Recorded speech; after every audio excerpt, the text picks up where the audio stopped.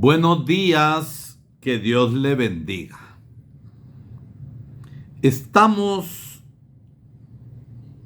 compartiendo el resumen del texto y elemento de análisis de los teólogos Agenor Brighenti y Rafael Luciani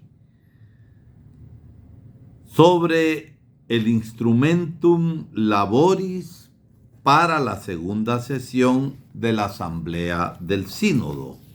Nos toca la parte 3, que se refiere a los lugares.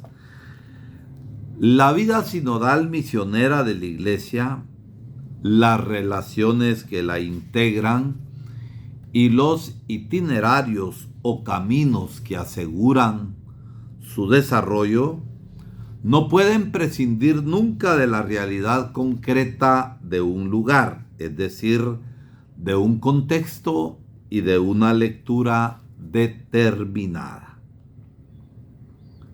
Asumir la realidad. Dar importancia al lugar, por un lado, no significa ceder al particularismo o al relativismo, sino valorar la realidad concreta en la que se inserta la Iglesia. Tener en cuenta el lugar preserva la pluralidad de contextos y experiencias, además de contribuir a la encarnación de la Iglesia en contextos culturales e históricos específicos. Por otra parte, asumir el pluralismo de las culturas no es una amenaza para la catolicidad de la Iglesia, sino que la enriquece. El lugar ya no puede entenderse en términos puramente geográficos y espaciales, sino que se refiere a una red de relaciones. En la actualidad, con respecto al lugar, son factores especialmente importantes el fenómeno de la urbanización, la movilidad humana en un mundo globalizado, la difusión de la cultura digital, especialmente entre los jóvenes. El lugar de la iglesia local. La iglesia local es el espacio de articulación de las parroquias, las comunidades de base y las pequeñas comunidades y de la iglesia local con la conferencia episcopal. En la iglesia local, los diversos tipos de consejos pastorales, parroquiales de zonas y diocesanos son instrumentos esenciales para la planificación, organización, realización y evaluación de la pastoral. En la composición de estos organismos es importante favorecer una mayor participación de las mujeres, de los jóvenes y de las personas que viven en condiciones de pobreza o marginación. En una iglesia sinodal es necesario repensar el perfil y el funcionamiento de estos organismos, especialmente la modalidad de la designación de sus miembros, que en su mayoría no pueden ser nombrados por la autoridad, obispo o párroco. Salen de la base, que después requieran un visto bueno del párroco, del obispo, eso es otra cosa.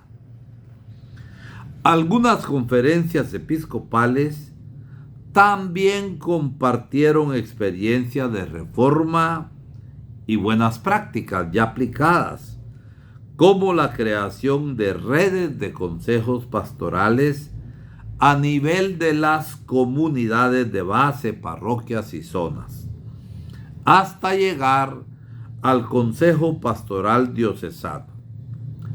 También hicieron hincapié en la celebración de asambleas eclesiales a todos los niveles, como modelos de consulta y escucha, incluyendo la participación de otras iglesias y religiones presentes en el territorio, en el caminar juntos de la comunidad cristiana.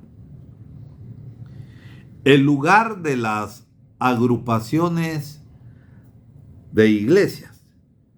El Concilio Vaticano II afirmó que como las antiguas iglesias patriarcales, las conferencias episcopales son un espacio privilegiado de colegialidad y para caminar juntos. Por ello, las conferencias episcopales deben ser consideradas como sujeto de atribuciones concretas, incluyendo una auténtica autoridad doctrinal. La experiencia de las asambleas continentales fue la novedad de la primera fase del proceso sinodal como espacios más eclesiales que reuniones episcopales. Por eso es posible pensar en la articulación entre asamblea episcopal y asamblea eclesial, constituida por representantes de todo el pueblo de Dios, obispos, presbíteros, diáconos, religiosos, religiosas, laicos y laicas. El lugar de la iglesia entera, de la iglesia universal. La sinodalidad implica una relación dinámica entre sinodalidad, colegialidad y primado, entre todo el pueblo de Dios con los obispos y el obispo de Roma, como principio de unidad de la iglesia. Todo el santo pueblo de Dios, los obispos, a quienes se confían porciones individuales del mismo, y el obispo de Roma, como principio de unidad de la iglesia, participan de pleno derecho en el proceso sinodal, cada uno según sus propias funciones. Pero la unidad de la iglesia va más allá. Implica también el diálogo ecuménico fundamental para promover y vivir la unidad de todos los cristianos. Los delegados fraternos de otras iglesias y comunidades eclesiales nos invitan a prestar mayor atención a cómo se realiza la sinodalidad en nuestros compañeros ecuménicos, tanto en Oriente como en Occidente. Conclusión. En este mundo todas las cosas están conectadas y llevan dentro un deseo del otro que nunca desaparece. Todo es una llamada a la relación y un testimonio de la ausencia de autosuficiencia. La encíclica Fratelli Tutti nos llaman a reconocernos como hermanos y hermanos en Cristo resucitado, proponiendo este reconocimiento no como un estatuto que se quede en letra muerta, sino como un estilo de vida. Transformada por el anuncio de la resurrección, la iglesia quiere convertirse en un lugar donde se respire y se viva la visión de Isaías, para ser la fortaleza del pobre y fortaleza del necesitado en su angustia, refugio contra la tempestad y sombra contra el calor. Isaías 25:4. Así pues, ella, la iglesia, abre su corazón al reino.